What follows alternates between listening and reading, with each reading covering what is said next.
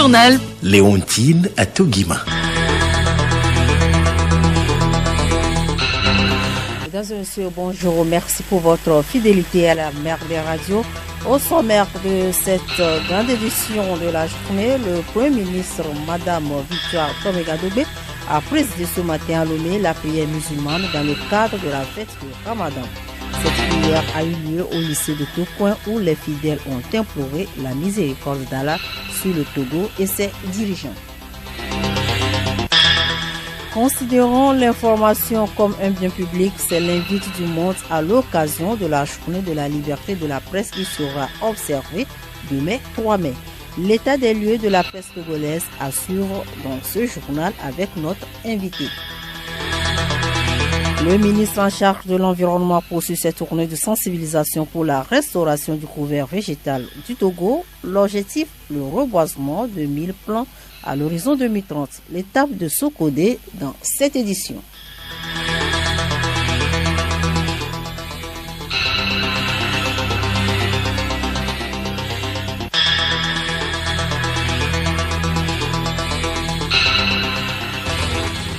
Radiolomé.tg. La communauté musulmane du Togo et du monde entier observe aujourd'hui l'Eid el-Fitr. À cette occasion, le chef de l'État Faure Sozimna Gnassingbé a adressé ses vœux de santé et de bonheur aux fidèles musulmans du Togo et des pays frères. C'est le Premier ministre Victoire Toméga-Dobé qui a présidé la prière musulmane ce matin au lycée de Tokoin. Cette prière entre dans le cadre de la célébration de la fête du Ramadan au l'Eid el-Fitr. L'imam Sani Karim, vice-président de l'Union musulmane du Togo, a prié pour la paix au Togo et dans le monde. Nous demandons à Allah le Tout-Puissant d'apporter la paix totale dans notre pays. Qu'Allah inspire le chef de l'État et le gouvernement pour le bonheur du peuple togolais. Oh Allah, nous avons été injustes envers nous-mêmes. Et si tu ne nous pardonnes pas et faire miséricorde, nous serons du nombre des prégnants. Kullum am wa antum bikhair wa taqabbal Allahu minna wa minkum salih al-amal.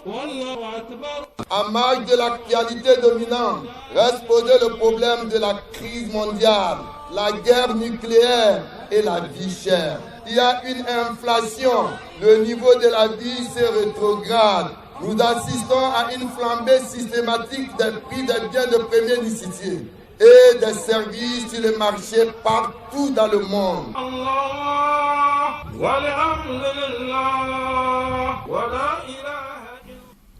Le président de l'Union musulmane du Togo, Inoussa Bouraïma, a à cette occasion rappelé aux fidèles la nécessité d'adopter de bons comportements devant garantir la paix. Nous apporte le service fraternel de toute la communauté musulmane au Togo, y compris les citoyens togolais, les étrangers qui vivent en paix dans notre pays. Islam, d'origine de salam, ça veut dire la paix. Tous les musulmans prient quotidiennement pour la paix au Togo. Ceux dont le comportement dérive le paieront ici-bas certainement et certainement aussi le paieront à l'au-delà. Nous vous souhaitons à tous et à toutes une bonne fin. Nous vous prions de transmettre ce salut au chef de l'État qui ne cesse de nous gratifier tous les ans. Merci encore pour votre présence.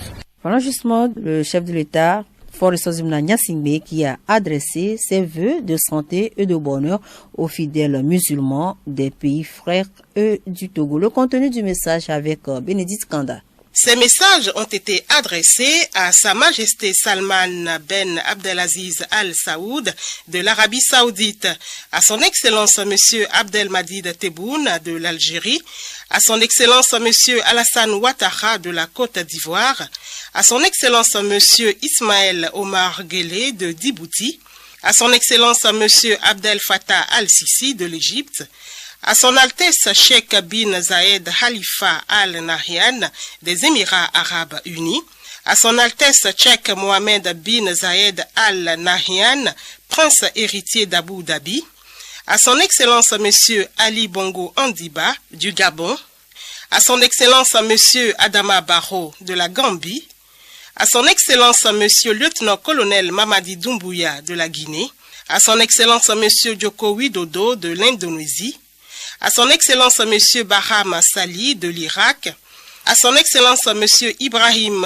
Raïssi de l'Iran, à Sa Majesté Abdallah II de la Jordanie, à son Altesse Nawaf Al-Ahmed Al-Jaber Al-Sabah de Koweït, à son Excellence Monsieur Colonel Assimi Goïta du Mali, à Sa Majesté Mohamed VI du Maroc, à son Excellence Monsieur Mohamed Ould El Ghazouani de la Mauritanie, à son Excellence Monsieur Mohamed Bazoum du Niger, à son Excellence Monsieur Muhammadou Buhari du Nigeria, à son Excellence Monsieur Arif Alvi du Pakistan, à son Excellence Monsieur Mahmoud Abbas de la Palestine, à son Altesse Cheikh Tamim Ben Hamad Al Thani du Qatar, à son Excellence Monsieur Macky Sall du Sénégal, à son Excellence Monsieur Abdel Fattah Al-Burhan du Soudan, à son Excellence Monsieur Bachar El-Assad de la Syrie, à son Excellence Monsieur Général Mahamat Idriss Déby du Tchad, à son Excellence Monsieur Kais Saïed de la Tunisie, à son Excellence Monsieur Recep Tayyip Erdogan de la Turquie, à son Excellence Monsieur Azali Assoumani de l'Union des Comores et à son Excellence Madame Samia Sulubu de la Tanzanie. Merci à vous, Bénédicte Kanda. Ils sont nombreux à répondre à la prière de l'Eid-Fitr ce matin. Les fidèles musulmans vêtus de boubou, voilent à la tête des femmes, chapeau des hommes avec de cache-nez. Ils sont venus implorer Allah le Tout-Puissant pour leur avoir donné ce jour spécial, une occasion de plus pour soumettre à leur Créateur leurs souhaits et vœux. Quelques fidèles se sont exprimés au micro de Yacoubou Abou et Alidou Rakibou. Premièrement, je dis Idi Moubarak à tous les musulmans du monde entier et on remercie Allah de nous accorder une longue vie et d'accepter nos prières, de nous accorder la santé, de nous retrouver Idi Moubarak prochain qui nous donne longue vie, la santé, succès, tout ce que nous voulons et tout ce qu'il pouvait nous donner. Qu'Allah pardonne nos péchés et donne la santé à tous ceux qui sont à l'hôpital. On remercie Dieu qui nous a permis de faire le Ramadan jusqu'à la fin. On remercie Dieu également pour nous donner un pays comme nous sommes Togolais. Nous devons prier à ce que le pays soit en paix et que tous les gens qui travaillent avec le chef de l'État puissent attendre. Tous les musulmans ont prié pour le pays. On remercie Allah pour tout, pour la santé, de nous pardonner nos péchés. Et bonne fête. Les échos de cette prière dans les chefs-lieux de région, tout d'abord à Top 5AC avec Blimpo Bolja. Sur le terrain de MCC, ce sont les fidèles de l'Union musulmane du Togo qui ont prié avec à leur tête l'imam central El Hadji Moussa Boukari. Les musulmans de la communauté sunnite ont quant à eux prié dans la clôture de la douane sous la direction de leur imam El Hadji Samango Alassane. Les prières des autres endroits ont été présidées par leurs imams respectifs. Le préfet de Senkansé, le commandant Yanani Tiekab, a assisté à cette grande prière qui donne le ton aux manifestations et à la résistance populaire dans les quartiers. De Senkansé, Blimpo Bolja, agent togolais de presse pour Radio Lomé. La même prière a eu lieu à Bafilo, d'où nous appelle à Bassa Sarakata. Elle est dirigée par l'imam central de la ville de Bafilo, Issifou Mohamed.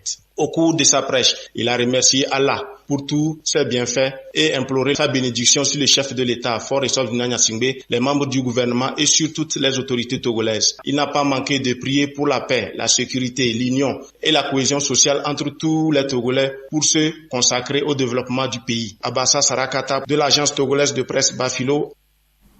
La même cérémonie s'est déroulée à Sokodé où Faramakaka nous fait le point. Cette grande prière a été dirigée par l'imam de la mosquée centrale de la ville de Sokodé, Al-Katakpali Kamatou Touré, en présence des autorités administratives, politiques, traditionnelles, des forces de l'ordre et de sécurité et de nombreux fidèles d'Allah. Dans son serment, l'imam a remercié le Tout-Puissant pour l'aboutissement heureux de ce mois béni de Ramadan. Il a ensuite imploré la bénédiction et la miséricorde de Dieu sur le Togo et sur le chef de l'État et demandé que Dieu l'éclaire dans sa mission pour pouvoir bien diriger le Togo. Faram Akaka, agence togolaise de presse Sokodé pour Radio Lomé. radiolomé.tg. La suite de cette édition, échange d'expériences à Sokodé sur le reboisement et la gestion durable des forêts au Togo. Cette initiative du ministre en charge de l'environnement a réuni les cadres forestiers de toutes les régions du pays. Il est question de poursuivre les efforts du gouvernement pour le reboisement de 1000 plants à l'horizon 2030. À Top Soko 2, nous retrouvons Faramakaka. Cette rencontre est organisée par le ministère de l'Environnement et des Ressources forestières en collaboration avec le Programme des Nations Unies pour le développement à travers le projet Appui aux contributions déterminées au niveau national CDN. Cette rencontre, dont le thème est « Les jeunes face à la double ambition quinquennale et décennale de reboisement », a pour objectif de mobiliser les jeunes en vue de définir une stratégie permettant d'assurer leur contribution substantielle à la politique du gouvernement en matière d'extension du couvert forestier et de l'ambition décennale de mise en terre d'1 milliard d'arbres à l'horizon 2030. De façon spécifique, à l'ouverture de la rencontre, le ministre de l'Environnement et des Ressources forestières, Foli Bazi Katari, a mis en exergue l'importance de l'arbre dans la vie des êtres humains. L'arbre, c'est la vie, a-t-il dit, avant de convier tous les acteurs à son entretien pour créer de la richesse. Il s'est insurgé contre les coupures anarchiques des arbres, avec comme conséquence le réchauffement de la planète et des changements climatiques. Faram Akaka, agence togolaise de presse Sokouré pour Radio Lomé. Très souvent, certains citadins de Lomé laissent leurs animaux se promener, causant des accidents de circulation. Pour y remédier, certaines communes prennent des dispositions. C'est le cas de la mairie Golf 5. Abouka Kossi, maire de cette commune, précise les sanctions prévues à cet effet. Il n'est pas normal que, à côté de vos maisons, et qu'on élève des poules qui produisent des odeurs nauséabondes, des chameaux ou des bœufs, ou bien des chevaux, des ânes, dont les excréments produisent des odeurs nauséabondes et qui créent souvent des mésententes entre ceux qui habitent dans un même quartier ou dans un même environnement. La loi a prévu des sanctions au niveau de la commune Golf 5. Nous avons, au regard de la loi, pris une délibération dans ce sens pour formellement interdire la divagation des bêtes en pleine agglomération. On a fait passer aussi un communiqué qui a circulé. Et donc, maintenant, nous sommes à la phase des sanctions. Nous avons informé suffisamment nos populations face à cette situation. Nous lançons cet appel à tous nos concitoyens vivant dans la commune du Golf 5 d'observer cette recommandation. Tous ceux qui ont des chiens à la maison, le chien n'est pas là pour garder la rue. Venons-en au dernier titre de ce journal. Chaque 3 mai est célébrée la Journée mondiale de la liberté de la presse. Pour cette journée, le monde appelle à considérer l'information comme bien public. S'agissant de la liberté de la presse au Togo, Fabrice Pekezi, président de l'Observatoire togolais des médias, nous fait l'état des lieux. Il est au micro de Charlotte Ahar. Fabrice Pekezi, bonjour. Bonjour. Quel est l'état des lieux aujourd'hui de la liberté de la presse au Togo? Il faut dire de façon globale que l'exercice de la profession a été sérieusement secoué ces 2 dernières années sur plusieurs plans. D'abord sur le plan économique, la presse a payé un lourd tribut par rapport à la crise sanitaire qu'a connue le monde entier. Beaucoup de journaux ou de radios ont été appelés à réduire leur personnel et également les programmes ont souffert puisqu'il y a eu un temps où pratiquement les médias fonctionnaient à minima, ce qui fait qu'au niveau des entrées sur le plan commercial, ce n'était vraiment pas ça. S'agissant de la liberté de presse, l'application du nouveau code de la presse et de la communication également nous a fait comprendre qu'on a encore du chemin à faire en ce qui concerne le respect des textes qui régissent notre profession, surtout avec la nouveauté liée à l'électronique, notamment les réseaux sociaux et autres, où il y a une confusion monstre entre les médias classiques qui sont reconnus par le code de la presse et de la communication et les réseaux sociaux qui sont exclus du champ d'application de ce code. Ça a entraîné beaucoup de soucis à des confrères qui ont eu à faire l'expérience de la détention, d'autres autres ont perdu leur récépissé, il y en a un, et également des sanctions, des suspensions du côté de la HAC. Je crois que sur ce point, nous sommes conscients que nous avons encore beaucoup à apprendre, ce qui fait que ça donne l'impression comme si la liberté de presse au Togo a souffert un peu. Elle a souffert par rapport à l'application des textes qui régissent notre profession. Donc de façon globale, on peut dire que la presse togolaise a fait du bon boulot, elle est à saluer. Fabrice Petezi, vous venez de peindre l'état de la presse au Togo. Parlez-nous à présent de la convention collective qui a fait objet d'échanges la semaine dernière entre le ministre de la Communication et les patrons de presse.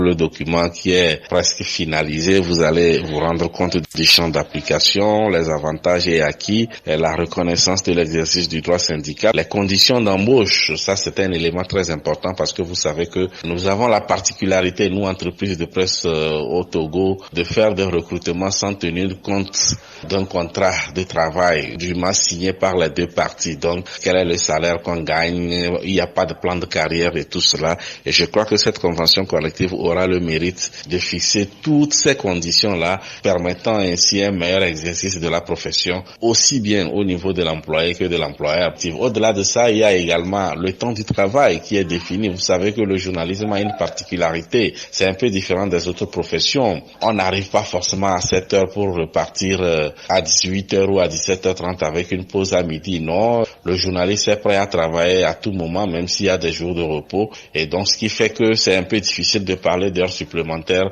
parlant de l'exercice de la profession. Dans cette convention, il y a aussi la rémunération et la classification professionnelle. Je crois que c'est un langage qui n'existe pratiquement pas dans la presse privée, où parfois le salaire n'est vraiment pas fixé comme cela. Vous gagnez la même chose pendant les mêmes années, on ne tient pas compte de votre diplôme et tout ça là. Je crois que cette convention collective a le mérite également de fixer dorénavant une grille qui permet un avancement, qui permet d'asseoir une carrière réelle pour le journaliste qui s'engage avec un média qui devient en quelque sorte une entreprise de presse.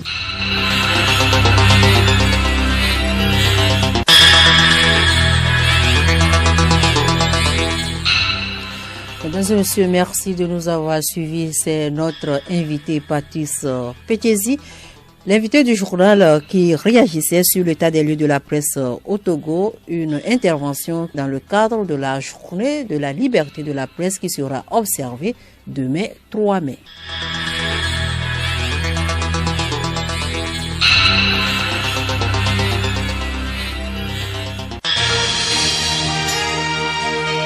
Radio Lomé, boîte postale 434, email radiolomé@radiolomé.tg. radiolomé.tg